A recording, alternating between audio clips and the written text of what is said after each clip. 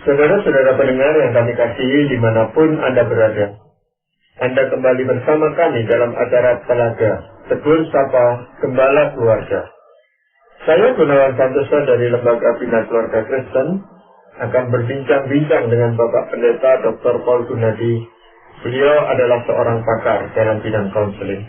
Perbincangan kami kali ini tentang pengaruh relasi anak orang tua pada pernikahan anak. Kami percaya acara ini pasti bermanfaat bagi kita sekalian, dan dari studio kami mengucapkan selamat mengikuti. Bapak, apa sebenarnya pengaruh orang tua itu pada pernikahan anak itu, Bapak ya? Pengaruhnya itu sampai sejauh mana? Ternyata memang pengaruhnya besar, Pak Gunawan. Jadi bagaimanakah orang tua itu berelasi dengan kita dalam masa pertumbuhan kita, nantinya itu akan mempengaruhi bagaimana kita nanti akan berelasi dengan keluarga kita sendiri. Dalam hal ini dengan pasangan kita atau dengan anak-anak kita. Jadi bukan saja relasi orang tua anak berdampak pada perkembangan jiwa anak, tapi juga nanti itu akan mempengaruhi sekali lagi ya relasinya dengan keluarganya sendiri. Jadi kita bisa melihat bahwa di antara semua relasi di dunia ini mungkin terpenting adalah relasi anak dan orang tua. Nah, maka kita sebagai orang tua ya perlu hati-hati jangan sampai nanti anak-anak kita tuh mengembangkan pola berelasi yang bermasalah dengan keluarganya gara-gara kita dulu. Tapi kalau anaknya lebih dari satu, Pak Boleh, kan pengaruh itu terhadap masing-masing berbeda-beda itu, Pak. Seringkali begitu, Pak Gunawan, sebab ya kedekatan anak dengan orang tua juga nggak sama ya. Yang berikut juga adalah ada anak-anak yang lebih terekspos dengan hubungan orang tua yang kurang sehat. Ada anak yang enggak terlalu terekspos karena misalnya dia lebih sering keluar, banyak kegiatan di luar. Ada anak yang lebih peduli, lebih sensitif perasaannya sehingga lebih mau mendengarkan keluh kesah orang tuanya. Ada anak yang lebih cuek, enggak mau mendengarkan keluh kesah orang tuanya. Jadi dampak pada setiap anak memang enggak sama. Dampak yang terjadi apa, Pak? Ada 3, Pak Gunawan, kita akan bahas pada kesempatan ini ya. Dampak pertama berkaitan dengan pemilihan pasangan hidup. Di dalam relasi anak dan orang tua yang positif, besar kemungkinan anak akan memilih pasangan hidup yang menyerupai orang tuanya yang berlawanan jenis. Jadi anak laki memilih istri yang menyerupai ibunya, sedangkan anak perempuan memilih suami yang menyerupai ayahnya. Sebaliknya, bila relasi anak dan orang tua negatif, artinya sering konflik, maka besar kemungkinan anak akan memilih pasangan hidup yang tidak menyerupai orang tuanya yang berlawanan jenis. Jadi, si anak perempuan akan memilih suami yang berlawanan dengan papanya. Si anak laki akan memilih istri yang berkebalikan dari mamanya. Nah, ada satu hal yang mesti kita sadari, Pak Gunawan, dalam hal pemilihan pasangan hidup, yaitu kita tidak memilih atau tertarik pada seseorang secara acak atau kebetulan. Sesungguhnya ada 2 faktor yang berperan dalam menentukan dengan siapakah kita tertarik, yaitu faktor familiarity atau seberapa asingnya atau tidak asingnya orang itu buat kita, dan faktor security, seberapa amannya orang itu buat kita. Singkat kata, kita cenderung memilih pasangan yang buat kita tidak asing lagi, serta menciptakan rasa aman, dan menjauh dari orang yang asing dan membuat kita terancam. Ya, ini karena melihat kehidupan orang tuanya itu, Pak Boleh. Betul. Apalagi kalau orang tuanya itu setengahnya itu juga memprovokasi anaknya itu. Ada itu, Pak Boleh. Orang tua misalnya suami itu yang berkata kepada anaknya, kamu boleh pilih istri seperti apa tapi jangan seperti mamamu gitu. Jadi itu ada yang terang-terangan orang tua mengatakan begitu karena hubungan mereka memang tidak bagus. Iya. Ya, jadi memang kita bisa melihat ya hubungan orang tua anak langsung mempengaruhi pemilihan pasangan hidup si anak itu sendiri. Nah, ternyata Pak Gunawan, dari 2 faktor yang telah saya sebut tadi ya, faktor yang lebih kuat menentukan pilihan kita adalah faktor keamanan. Itu sebab jika relasi kita dan orang tua positif, kita memilih pasangan yang serupa dengan orang tua, sebab pilihan itu tidak asing lagi serta memberi rasa aman.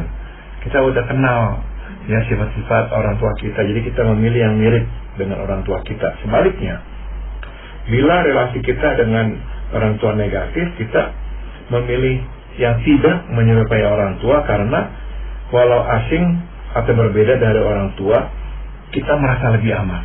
Jadi sekali lagi faktor yang lebih berperan nantinya adalah aman. Siapakah orang yang lebih bisa memberikan kita rasa aman, itu yang akan kita pilih. Ya karena ini kan semacam jaminan gitu, jaminan di dalam pernikahan mereka itu rasa aman itu Pak. Betul. Kalau sejak awal sudah kelihatan nggak aman, ya orang nggak berani menikah dengan orang itu. Gitu. Ya, jadi di dalam memilih pasangan hidup ya kita harus jeli lah Pak Gunawan. Kita mesti melihat orang sejelas-jelasnya dan seutuh mungkin. Salah satu bahaya yang kadang luput diperhatikan adalah kita tidak melihat pasangan secara jelas dan utuh. Maksud saya, kita terlalu cepat menyimpulkan bahwa orang itu sepadan dengan kita atas dasar kesamaan atau perbedaan yang kita lihat. Dalam kasus relasi yang positif dengan orang tua, begitu kita melihat bahwa orang itu mempunyai kesamaan dengan orang tua, kita langsung memutuskan dia adalah orang yang tepat buat kita. Padahal di balik kesamaan ada segudang perbedaan antara orang itu dan orang tua kita. Perbedaan yang harus diperhatikan karena berpotensi menimbulkan ketegangan. Nah, sama dengan itu dalam kasus relasi yang negatif dengan orang tua, begitu kita melihat orang itu kok berbeda dari orang tua kita, kita langsung menyimpulkan dia adalah orang yang tepat untuk kita. Padahal di balik perbedaan ada sejumlah kesamaan antara orang itu dan orang tua kita. Kesamaan yang berpotensi menciptakan masalah. Itu sebab kita perlu berhati-hati, kita mesti mengenal pasangan secara jelas dan utuh sebelum menikah. Ya, pengertian melihat pasangan secara jelas dan utuh itu seperti apa misalnya Pak? Misalkan nih ya, kita ini dulu itu tuh nggak suka dengan ayah kita karena dia pemarah gitu. Jadi kita mau cari orang yang kebalikannya dari ayah kita, yang sabar. Nah begitu kita ketemu ada misalnya pria yang sabar, aduh doh, kita langsung jatuh hati karena ini berkebalikan dengan orang tua, dengan ayah kita. Kita langsung jadi sama dia, kawin sama dia. Enggak melihat dengan utuh, enggak ambil waktu untuk mempelajarinya. Sudah menikah baru kita sadar, memang dia sabar, tapi ternyata yaitu malas. Nggak mau ada usaha, nggak ada inisiatif, maunya semuanya dituntun oleh kita, diatur oleh kita, disediakan oleh kita. Luar biasa malesnya. Wah ilah, kita baru sadar, memang itu yang kita cari ada pada dia sabar, tapi di belakang itu ada sejumlah hal-hal lain yang begitu mengganggu kita. Kita akhirnya salah dalam memilih pasangan gitu. Atau kita suka ya dengan misalnya ibu kita yang kok kayaknya ramah, suka bergaul. Ini sifat yang kita memang sukai dan kita punya hubungan yang baik dengan ibu kita. Akhirnya kita memilih pasangan yang seperti ibu kita, yang ramah, yang sedang bergaul. Tapi kita nggak hati-hati, kita pikir ya dia udah ramah kayak mama, orangnya kok gampang bergaul, udah dah jadiin aja dah. Kita nggak hati-hati melihat yang lain-lainnya. Setelah menikah kita baru sadar, iya dia ramah, tapi nggak bertanggung jawab. Maunya keluar, jalan-jalan, shopping, ngerumpi sama teman-temannya. Kita di rumah yang masih kerja semuanya, dia enak-enakan terus di luar. Nah, bahaya ini nih yang saya mau ingatkan kepada para pendengar kita, makanya mesti berhati-hati. Jangan karena sama dengan orang tua kita yang positif langsung kita tomplok. Jangan karena berbeda dari orang tua kita yang kita anggap negatif, kita langsung tomplok. Tapi memang untuk melihat secara utuh dan jelas ini nggak mudah gitu Pak Boleh, karena terlalu banyak aspek di dalam kehidupan seseorang gitu Pak Boleh. Makanya ada kadang-kadang itu calon mempelai yang sudah mempersiapkan segala sesuatunya, justru pada saat-saat terakhir mau menikah mereka akhirnya membatalkan hubungan itu. Bisa terjadi seperti itu. Tapi itu saya rasa masih lebih baik gitu ya, daripada mereka terlanjur masuk ke pernikahan dan baru mengetahui itu. Betul. Ya apalagi kalau udah punya anak Pak Gunawan, nah itu lebih runyam lagi. Itu akan berpengaruh kepada anak-anaknya juga Pak. Ya udah tentu Pak Gunawan. Ya kalau misalnya nanti hubungan mereka juga buruk, anak-anaknya yang kena. Iya. Untuk dampak yang lainnya apa Pak? Dampak kedua ya, pengaruh relasi orang tua anak pada pernikahan anak berhubungan dengan pengelolaan emosi, Pak Gunawan. Bila kita dibesarkan dalam keluarga di mana pengekspresian emosi diredam, besar kemungkinan kita pun akan berbuat yang sama dengan keluarga kita kelak. Misalkan, jika orang tua melarang kita untuk mengutarakan kekesalan atau kemarahan, besar kemungkinan kita pun akan melarang keluarga kita kelak untuk mengekspresikan rasa kesal atau marah. Sebaliknya, kita akan menuntut keluarga untuk selalu menyatakan emosi gembira atau puas. Nah, jadi nggak bisa enggak apa yang kita alami dengan orang tua kita akan berpengaruh, Pak Gunawan. Ada juga orang yang karena memang nggak tahan dulu ya dengan orang tua yang sering bertengkar, Pak Gunawan. Jadi mereka ini nih nggak bisa tuh mendengar suara mulai meninggi. Nah, akhirnya waktu sudah menikah, kalau ada perbedaan pendapat dengan pasangannya sedikit aja suaranya agak keras, wah dia bisa marah sekali. Pasangannya kaget-kaget, kenapa kamu kok harus begitu sama saya? Nah, dia mungkin berkata, kamu ini marah-marah. Nah, pasangannya bilang, saya nggak marah-marah, saya hanya ngomong sedikit lebih keras. Nah, kenapa kok bisa reaksinya begitu nggak terkendali? Ya karena itu, dia pekat dengan orang tuanya dulu yang sering bertengkar. Jadi bagaimana sebenarnya kita harus mengelola emosi ini, Bapak?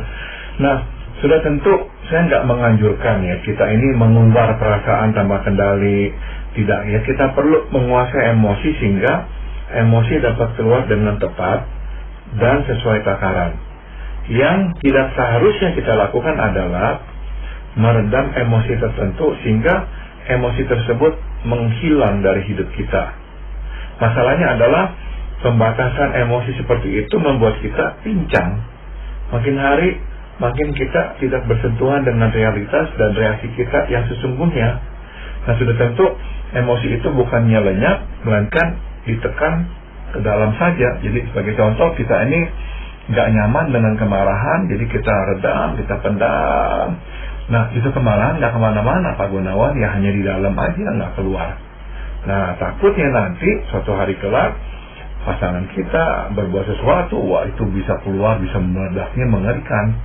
Nah, jadi kita mesti mengelolanya dengan tepat. Kalau ada masalah, kita belajar untuk mengutarakannya dengan tepat, dengan baik-baik, enggak berlebihan, tapi kita memang utarakan, kita enggak simpan. Tapi memang berbeda antara belajar mengendalikan emosi dan memendam perasaan, ya Pak boleh?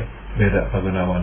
Jadi tujuannya sekali lagi bukan memendam, bukan mengubur, bukan menyapu bersih perasaan atau emosi, enggak.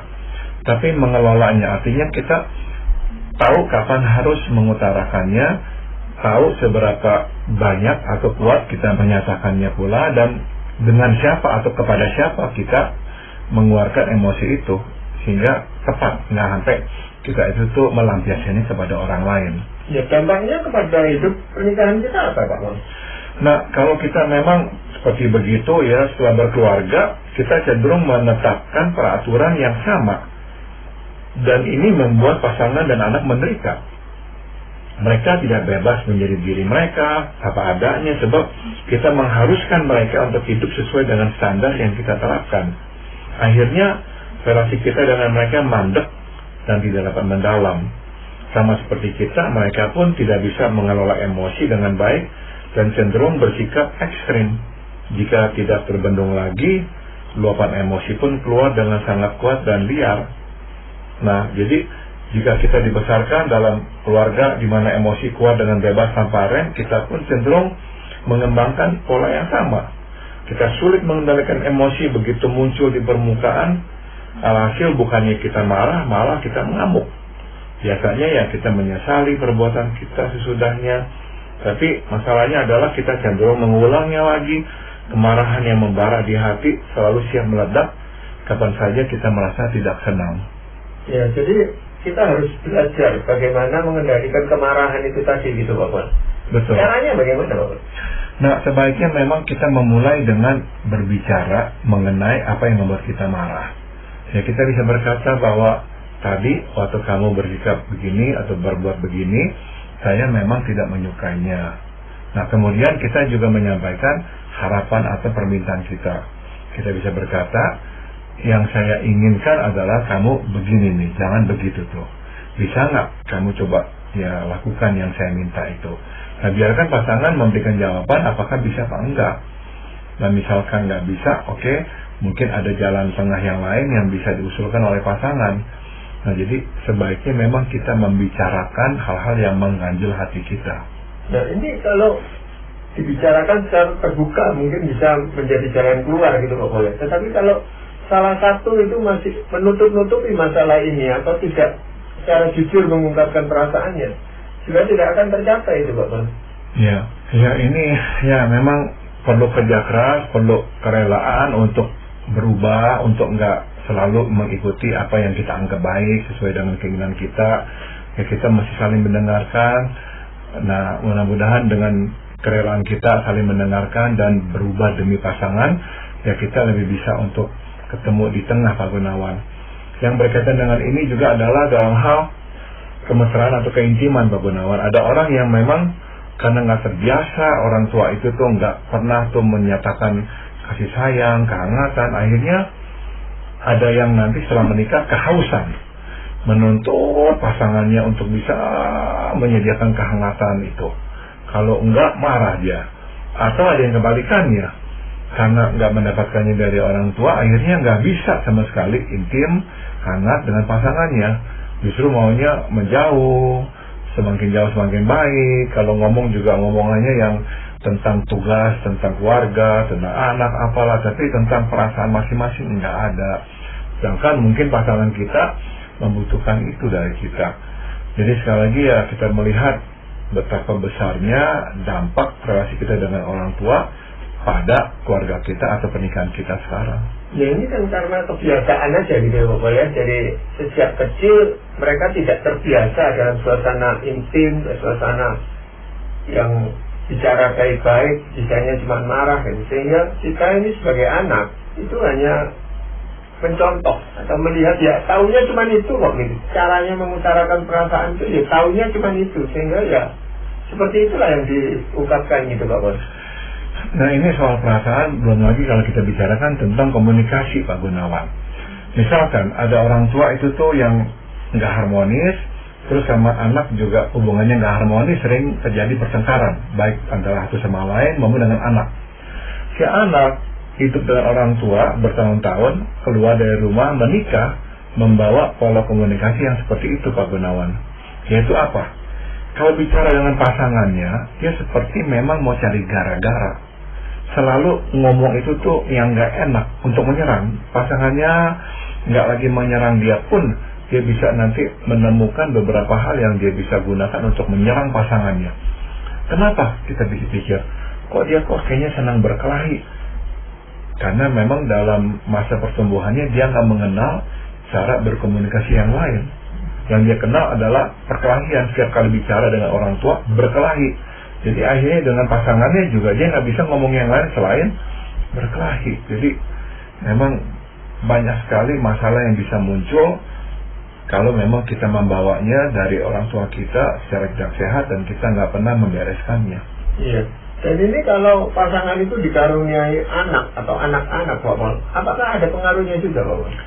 Biasanya kita akan bawa itu juga ya Pak Gunawan. Jadi akhirnya bagaimana kita membesarkan anak kita sendiri dipengaruhi oleh bagaimana dulu orang tua kita membesarkan kita. Karena kita cenderung mengadopsi cara orang tua membesarkan kita. Kendati kita tidak menyenanginya tatkala kecil, pada akhirnya kita menerapkan metode yang sama. Sebagai contoh ya, jika orang tua menggunakan pukulan, maka kita cenderung menerapkan pukulan dalam mendisiplin anak. Sebaliknya, jika orang tua tidak menggunakan pukulan, kita pun cenderung tidak menggunakan pukulan dalam membesarkan anak. Yang lain, bila orang tua irit memuji, kita pun irit memuji. Sebaliknya, jika orang tua sering memuji, kita pun cenderung memuji anak. Yang lain lagi, jika orang tua mengampuni kesalahan, maka kita pun cenderung mengampuni kesalahan anak. Sebaliknya, bila orang tua sulit mengampuni, maka kita pun akan sulit mengampuni kesalahan anak. Sebaliknya, kita memberikan hukuman yang berat kepada anak. Nah, alhasil anak menjadi takut berbuat salah, memilih berbohong untuk menutupi kesalahannya. Dia tidak mau berterus terang sebab dia tidak mau atau tidak sanggup menanggung akibatnya. Jadi ini adalah contoh-contoh di mana bagaimana kita dibesarkan akhirnya itu mempengaruhi bagaimana kita membesarkan anak. Tapi sebenarnya kan orang tua ini punya kesempatan untuk belajar gitu Bapak. Orang tuanya seperti itu, tetapi dia kan tidak harus melakukan hal seperti itu. Misalnya saja memukul anak. Mungkin dulu tidak ada masalah itu, tetapi sekarang kan ada masalah dengan hukum gitu. Penganiayaan terhadap anak kalau memukul anak secara berlebihan itu. Kan ini suatu proses yang bisa berubah sebenarnya. Seharusnya Pak Gunawan, jadi seharusnya tuh kita dengan bertambah dewasa makin sering mengevaluasi ya, apa yang kita nilai baik atau yang kita nilai tidak baik dalam hal orang tua kita membesarkan kita dulu. Nah, yang baik kita gunakan, yang baik tidak kita gunakan lagi. Tapi kenyataannya ya kita harus terima, nggak semua orang tuh memang akan repot-repot memikirkan atau mengevaluasi hal ini Pak Gunawan. Enggak. Jadi kebanyakan orang tuh di lapangan sih yang nggak pikirin gini-ginian, ya udah dia punya anak ya dia akan gunakan cara bagaimana orang tuanya dulu membesarkan dia. Iya, jadi untuk berubah diri ini yang orang enggan melakukan ini, sehingga dia lebih gampang mencontoh aja apa yang dulu dia alami gitu.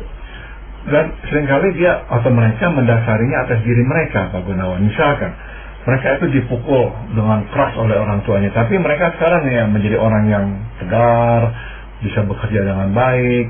Nah meskipun dulu waktu disakiti oleh orang tuanya mereka itu tuh mungkin mendendam, jiwanya terluka, tapi akhirnya karena mereka ya oke-oke aja setelah dewasa, mereka akan justru berkata, apa yang orang tua saya perbuat dulu baik buat saya ini menjadi orang yang kuat gitu, yang tegar. Nah sama anak-anaknya mereka juga begitu Pak Gunawan, menggunakan metode pemukulan yang keras karena mereka berkata ya ini buktinya saya kok jadinya begini baik gitu. Nah anak-anak saya juga saya mau gunakan cara yang sama aja. Padahal kemampuan anak ini belum tentu sama dengan kemampuan dia gitu Bapak. Betul. Dan mungkin dia lupa bahwa dia mungkin oke, tapi mungkin adiknya atau kakaknya nggak oke. Justru jiwanya tertekan gara-gara dulu diperlakukan dengan keras oleh orang tuanya. Iya. Jadi bagaimana Bapak? Memang kita harus berkata, berbahagialah kita yang dibesarkan di keluarga yang mengerti bagaimana membesarkan anak, ya. Kita akhirnya tidak usah bersusah payah, kita tinggal meneruskan apa yang telah diterima dari orang tua kepada anak kita kelak.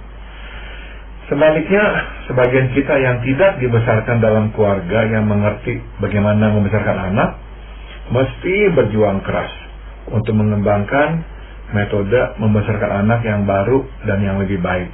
Nah, ini tidak mudah Pak Gunawan ya, sebab dorongan untuk melakukan apa yang telah terekam dalam benak begitu kuatnya, sehingga kita tidak selalu sanggup mengalahkannya. Jadi yang kita mesti lakukan adalah ini Pak Gunawan, kita harus mengakui kebaikan dan keburukan cara orang tua kita membesarkan anak, yaitu kita. Kita tidak boleh defensif dan membenarkan perlakuan orang tua yang jelas-jelas tidak bijaksana. Yang buruk kita masih sebut buruk, yang baik kita sebut baik. Kemudian ya udah kita belajar, baik dari pasangan atau dari orang lain, dari firman Tuhan, dari ceramah yang kita dengar, bagaimana caranya membesarkan anak secara positif. Nah barulah kita bisa mengubah apa yang telah kita pelajari dulu. Ya jadi dasarnya memang kita mesti menyadari bahwa tidak ada orang tua yang sempurna gitu Bapak. Ya, jadi kita pun tidak sempurna, sehingga kita mau belajar dari kesalahan masa lalu orang tua kita supaya tidak terulang pada kita. Tapi dalam proses belajar itu pun tentu ada kekurangan-kekurangan lagi yang kita alami, dan kita berharap itu tidak diteruskan oleh anak-anak kita. Iya. Ya kalau kita memang nggak menyadarinya, kita akan melestarikannya Pak Gunawan. Dan ini ya mungkin Pak Gunawan juga sudah lihat, saya sering lihat, akhirnya tuh metode yang salah, cara membesarkan anak yang nggak sehat, itu benar-benar diwariskan dari satu generasi ke generasi lainnya Pak Gunawan. Dan malah bertambah parah kadang-kadang Bapak, karena ditambah-tambahi, dan penambahannya itu bukan penambahan yang baik, tetapi penambahan yang justru malah memperburuk kondisi keluarga itu. Misalkan ya saya sudah lihat ada misalnya ayah yang waktu kecil tuh melihat ayahnya dong, jadi si kakek itu tuh nggak baik ya kepada ibunya. Jadi akhirnya tuh dia juga nggak suka dan nggak setia juga ya kepada ibunya. Tapi masalahnya adalah dia baik sama ini orang nih, sama si ayah ini nih. Nah, kemudian si ayahnya tuh udah besar, ikuti jejak ayahnya atau kakek, melakukan hal-hal yang dia dulu benci, yang nggak setia lah kepada istrinya dan sebagainya. Terus dia punya anak, dia akan lakukan yang sama. Anaknya itu dia akan baik, dia sayangi, tapi anak itu akhirnya mencontoh perbuatan si ayah, juga nggak setia. Jadi bisa dilestarikan dari generasi ke generasi itu cara-cara yang salah itu. Ya, Bapak, dalam hal ini apakah ada ayat firman Tuhan yang bisa memberikan bimbingan? Amsal 17 ayat 6 mengingatkan, mahkota orang tua adalah anak cucu, dan kehormatan anak-anak ialah nenek moyang mereka atau orang tua mereka. Bila kita membesarkan anak dengan baik, maka setelah mereka dewasa dan mempunyai keluarga sendiri, mereka pun cenderung membesarkan anak dengan baik pula. Bagi kita, mereka adalah mahkota yang kita kenakan di kepala.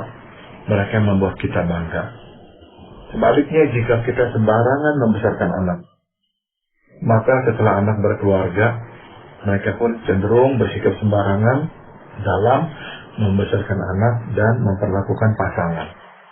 Alhasil, bukannya bangga dan senang, kita merasa malu dan sedih melihat mereka. Anak-anak pun bersikap sama.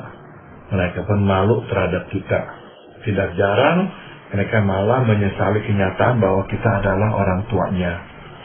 Jadi, betul firman Tuhan yang berkata, mahkota orang-orang tua adalah anak cucu, dan kehormatan anak-anak ialah nenek moyang atau orang tua mereka. Ya, terima kasih Bapak untuk perbincangan ini, karena firman Tuhan inilah yang bisa menjadi pedoman kita.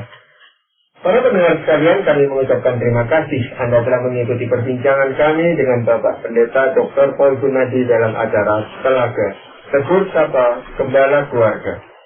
Kami baru saja berbincang-bincang tentang pengaruh relasi anak orang tua pada pernikahan anak. Bagi Anda yang berminat untuk mengetahui lebih lanjut mengenai acara ini, silakan menghubungi kami lewat surat. Alamatkan surat Anda ke Lembaga Bina Keluarga Kristen atau LPKK, Jalan Cimanuk 56, Malang. Kami juga mengundang Anda mengunjungi situs kami di www.telaga.org. Saran-saran, pertanyaan, serta tanggapan Anda sangat kami nantikan. Akhirnya dari studio kami mengucapkan terima kasih atas perhatian Anda dan sampai jumpa pada acara Telaga yang akan datang.